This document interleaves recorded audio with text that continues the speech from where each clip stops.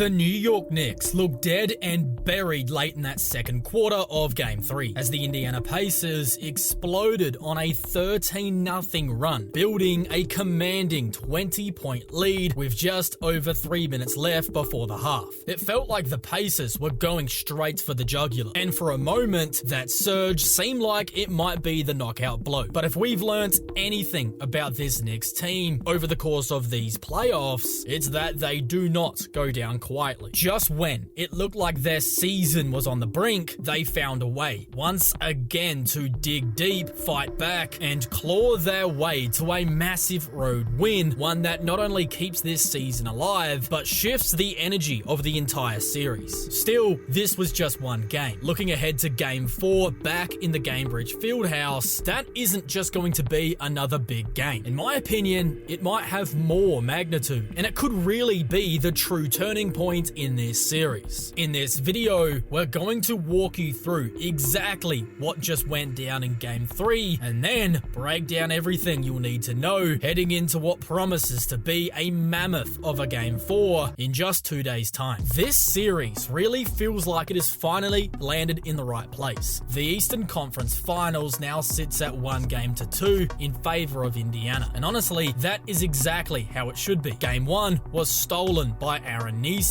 despite New York arguably playing the better overall game. Then in Game 2, Indiana simply looked stronger start to finish and rightfully won that game. But tonight, in Game 3, it felt like Indiana had things under control once again until Karl Anthony Towns decided to snatch this one back for the Knicks with a fourth quarter masterclass. It's been a strange winding road to this point, with two incredible comebacks to steal games, but now it does feel like we're exactly where we need to be in this series. One of the biggest talking points from Game 3 came before the ball was even tipped. The Knicks made a bold change in their starting five, benching Josh Hart in favor of Mitchell Robinson in an attempt to dominate the glass and control tempo. The idea was to generate extra possessions and tilt the physical balance in their favor, but early on, that did not go to plan. Miles Turner, who had been relatively quiet on the boards through the first 2 games of action, came out to prove a point. There was a 30-second stretch in particular that really caught my eye. He pulled down a key offensive rebound, drilled a 3, and then raced back for a chase down block, which then allowed the Pacers to get the ball back, run it up the floor, and hit another 3. It was an instant shift in momentum, and with 4:01 left in the first quarter, after New York did start the first quarter pretty well, it felt like Indiana seized control of the game. Then, the Knicks then began to commit a string of clumsy fouls, with both Jalen Brunson and Karl Anthony Towns finding themselves in foul trouble very early on, setting an ominous tone for the rest of the half.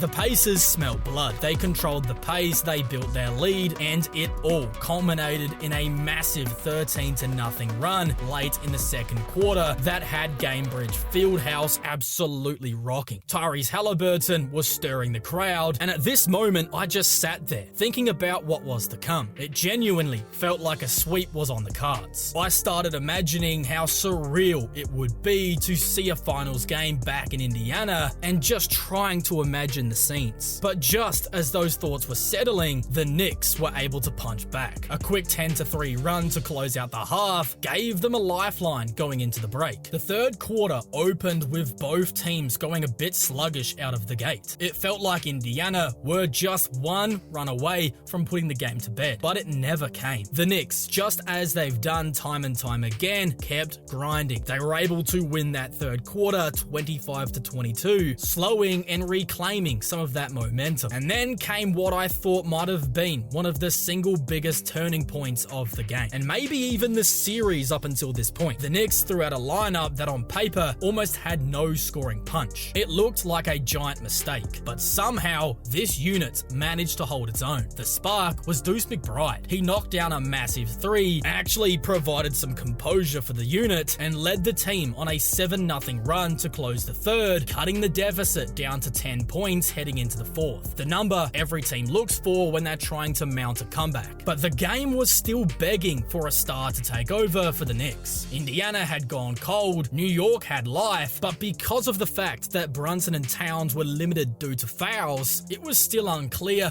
who would would rise to the occasion? The answer was undoubtedly Karl Anthony Towns. In just 33 minutes of court time due to the fouls, he was able to explode for 20 points, 8 rebounds, shooting 6 of 9 from the field and 3 or 4 from deep, all in that fourth quarter. He had as many points as the entire Pacers team in the term, leading a 36-20 charge that flipped the game on its head, handing New York an improbable road victory. That quarter exposed an issue Indiana has had throughout the playoffs, defending size, especially when that size is skilled and can move. Just like they had no answer for Giannis in round 1, they had none for Towns tonight, especially when he was facing up instead of backing down. He cooked Miles Turner and Pascal Siakam alike. The moments he drilled a 3 and then coming back the other way, threw down a vicious posted dunk, you could feel the energy shift. Then for me, it all capped off with that cold-blooded 31-foot bomb over 2 closing Indiana defenders, and for me, that might have been the play of the game, as that was a real heat check and it cashed in. But Towns' brilliance wasn't the only reason Indiana's offense stuttered. With Brunson on the bench due to foul trouble, the Knicks brought in Miles McBride, who might just be their best perimeter defensive player, as that single substitution flipped a lot of Indiana's offensive plans that they had going into the game. Their strategy all series long has been to attack Brunson and Towns, involving them in every action, forcing defensive breakdowns and then capitalizing. But with Deuce McBride in and fewer weak links on the floor, Indiana's offense halted. They started falling into late shot clock isolations, and sure, Halliburton and Siakam can play that way, but it simply isn't what they want to do. The flow that defines their attack evaporated and the Knicks pounced. A huge part of what allowed New York to stay in striking distance, though, even when things were not going their way, was the quiet excellence of OG Anunoby. From the very beginning, I thought he was the only guy in this game who was consistently productive for the Knicks, finishing with 16 points, 2 assists, a steal, and 3 blocks while hitting 4 out of 6 from deep. He played a total of 37 minutes, and for every second, he gave the Knicks a solid two-way presence that they could lean on. And if you told me before the game began that Brunson would just play 31 minutes, finish with 23 points on just 33% shooting, and nearly foul out of this game while being benched in the fourth quarter, I would have said the Pacers won this game by double digits. But that was not the case, all because of that fourth quarter eruption from Towns. Indiana, despite all of this, have been a phenomenal road team in these playoffs. They've actually won their last 6 games away from home, a streak that stretches all the way back to the Milwaukee series. But oddly enough, Game 3s have not been kind to them. They dropped Game 3 to the Bucks, and in the second round against the Cavs, up 2-0, going back home in that series as well, they got blown out in Game 3. The exact thing just happened here, only this time, New York had to storm back into the game. That trend has been surprising, especially considering how poised Indiana has looked in these playoffs. But here is where things get real. Game 4. This is the one Indiana tends to bounce back from with a vengeance. In Game 4 against the Bucks, they shot a ridiculous 62% from the field and 46% from 3, cruising to a 129-103 dominant win. And yes, that was the game Dame got injured, but they still did it again to the Cavs in Game 4 of that series too, shooting 53% from the floor and 43% from deep, putting up 129 points again in a 20-point win. New York has to be on high alert. Indiana is primed to come out swinging, and if history is anything to go by, they are going to throw their hardest punch yet. So let's dive into the preview and break down everything you're going to need to know ahead of what promises to be a season-defining battle for the New York Knicks, from the adjustments, matchups, and all of the decisions that could define this game. Heading into Game 4, both teams have some serious adjustments to think about, and the Knicks in particular might have stumbled upon something big in Game 3 that could tilt the series in their favor. The biggest takeaway: how they used Karl Anthony Towns. I felt like they unlocked him in a big way that could certainly be repeatable. What makes Cat such a problem is when you let him face up in space, because for a guy of his size, he has one of the quickest first steps in the game. When you combine that with his